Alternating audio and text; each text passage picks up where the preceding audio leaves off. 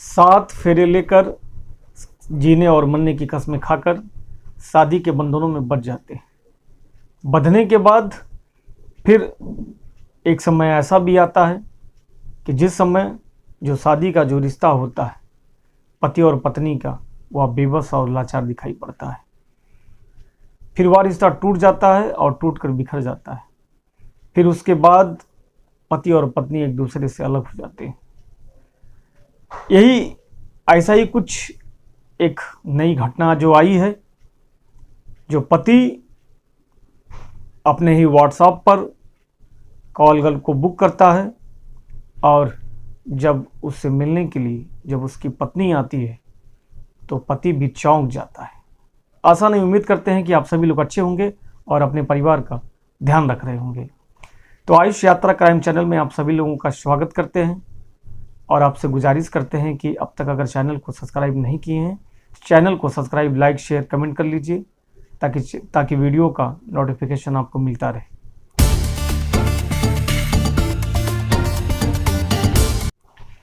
तो आज हम बात करेंगे जो ये कहानी जो आई है, या बहुत ही चौंकाने वाली कहानी है, या उत्तराखंड से कहानी आई है। कहानी में क्या है पूरा मामला, आज इस कहानी को समझेंगे इस वीडियो में। तो वीडियो के साथ आप जुड़े रहें और बने रहें। गुस्सा और बदले की आग में मियाँ बीवी एक दूसरे से के दुश्मन बने बैठे हुए थे। उन दोनों दिलों में जो आग धड़क रही थी वो बड़े ही बेमुश्किल की वो आग थी, जो 1 किलोमीटर दूर पहुंचते ही मियाँ और बीवी सड़क पर फिर भिड़ जाते हैं और वहाँ लोगों का तमाशा हुजूम लग जाता है देखने के लिए। अपराध जगत से जुड़ा एक बहुत ही दिलचस्प ये जो किस्सा है, जो उत्तराखंड के काशीपुर शहर का अब से करीब 1.5-2 साल पहले की लंबे समय की बात है, जब पत्नी और पति एक दूसरे से अलग रह रहे थे। एक दिन पति के दिलो दिमाग में, जहन में ये बात आती है कि मौज मस्ती के लिए एक महिला दलाल से वह सीधा संपर्क साधता है।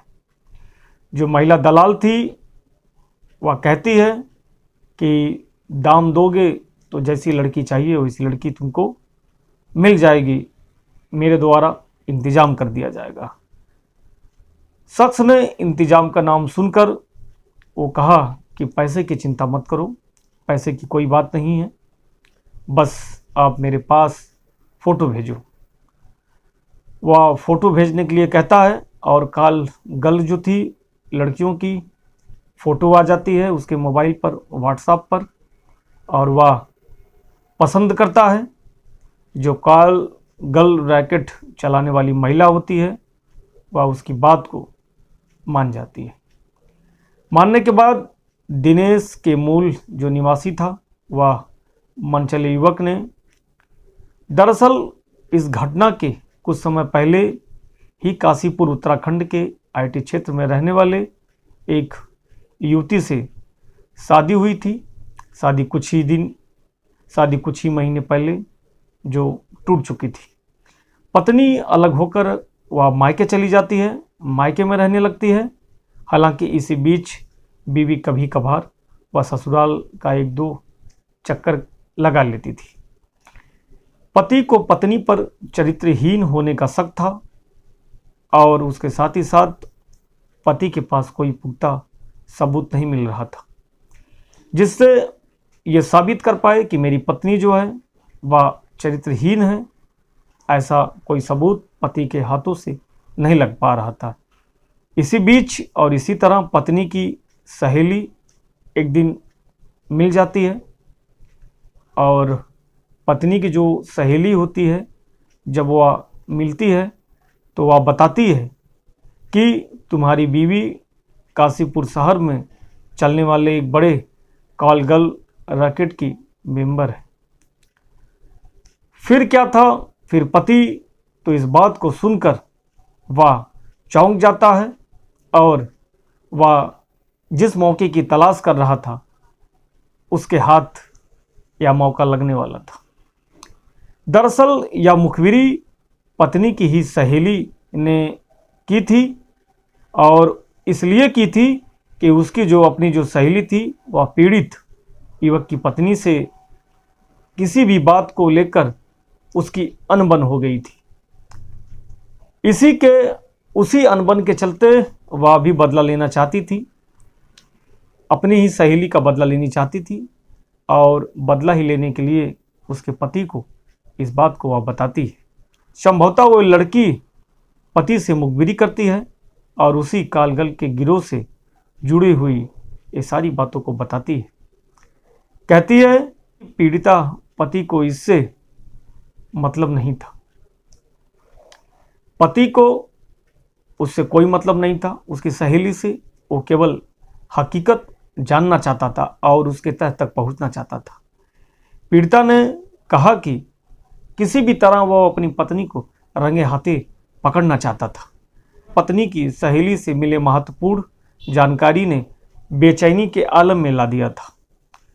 वह हर वक्त यही सोचता था पत्नी कालगल के रूप में कब बुक होकर वह पति के सामने आएगी और तब पति उससे आगे पीछे के अपने उत्पीड़ना का हिसाब चुका सकेगा, अपना बदला ले सकेगा।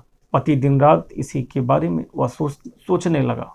लंबे सब्र के बाद एक दिन वो भी आ जाता है जब युवक की मान और मनोहार के बाद पत्नी सहेली ने काशीपुर शहर में कालगल का रैकेट चलाने वाली उस महिला दलाल से वह जब संपर्क करता है और मोबाइल को जब वह जानकारी देती है, इस नसीहत के साथ मामले को कहीं भी वह उसका कोई नाम उजागर नहीं करेगा। जो दलाल थी वह कहती है कि आपका काम तो हो तो जाएगा, लेकिन इस बात को आप किसी से भी नहीं बताएंगे, नहीं साझा करेंगे।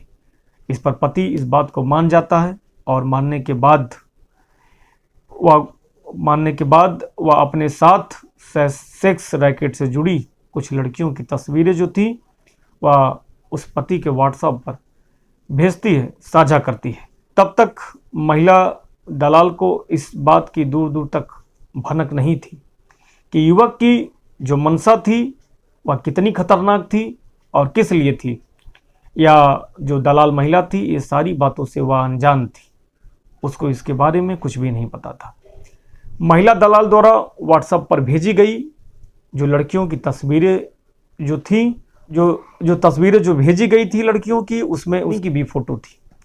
बस फिर क्या था, युवक ने पत्नी को ही कालगल के रूप में महिला के दलाल द्वारा मांगी गई उसकी कीमत 50% जो एडवांस अदा कर दी जाती है और उसको बुक कर दिया जाता है।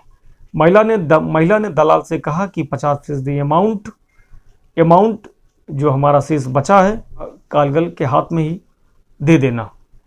पीड़ित युवक ने कालगल के रूप में पत्नी को अपने किसी भी उस इलाके में नहीं बुलाया था जहां पहुंचने पर उसे कालगल के रूप में आ रही पत्नी को किसी तरीके से वह कोई शक ना हो, फिर या पति के बुने हुए जो जाल में कोई बाधा ना पड़े, इस तरीके से वह सातिराना तरीके से पति उसका इंतजाम किया था।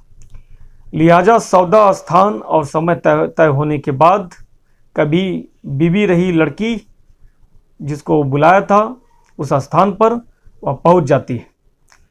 यहाँ तक तो कोई दिक्कत परेशानी नहीं थी, लेकिन माहौल ख़राब तो तब होता है जब लड़की घर के अंदर जाती है और उस कमरे का जब दरवाज़ा खोलती है तो दरवाज़ा खोलने के बाद जो उसका ग्राहक जो इंतज़ार कर रहा था वह उसका ही पति बैठा मिलता है। फिर क्या था, आसानी से समझ नहीं सकता था कि पहले तो मियाँ बीवी में मुंह जवानी आरोप प्रत्यारोप का दौर चला, फिर उसके बाद 5-10 मिनट के बाद फिर इस कदर गर्मा गर्मी हो जाती है कि दोनों के बीच में जूते और चप्पल चलने लगते हैं। मारपीट के उस दौर में पति पत्नी पर भारी पड़ जाती है। पत्नी का सिर जब कमरे के दीवारों में जब वह 2-4 बार जब लड़ा देता है पति, तो उसके सर में चोट लग जाती है और पत्नी जोर जोर से चिल्लाने लगती है। किसी महिला की चीख को सुनकर मकान के आसपास के रहने वाले लोगों की भीड़ इकट्ठा हो जाती है। इकट्ठा होने पर वह बचने के लिए खुद मियाँ और बीवी का नाटक बनाते हैं। मियाँ बीवी का नाटक बनाकर और मौके को सही सलामत देखकर वहाँ से दोनों बड़े आसानी से निकल जाते हैं।